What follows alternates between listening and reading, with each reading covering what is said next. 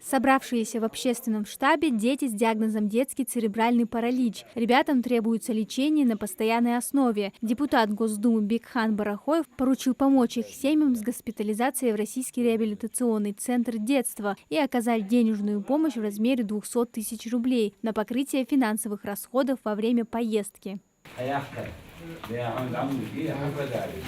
Ребят также порадовали и гаджетами, планшетами, наушниками. Хамзату Горчханову 9 лет. У мальчика тяжелая форма ДЦП с первых лет жизни. Он каждые 3 месяца должен проходить реабилитацию. Мне понравилось, что я сюда пришел больше. Спасибо, дяде Бекхан. Еще 50 тысяч рублей предоставили каждой семье в преддверии праздника Ид-аль-Фитр. Для родителей это помощь неоценимая поддержка, учитывая постоянные расходы на лекарства, реабилитационные процедуры и поездки в специализированные медицинские центры.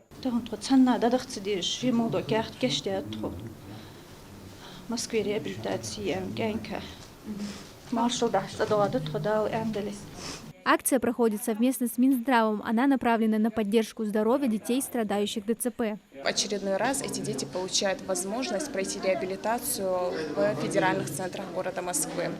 Я хочу выразить большую благодарность инициатору данного мероприятия Барахоеву Бекхану и также его команде за возможность совместно направить наших детей на реабилитацию и повысить качество их жизни.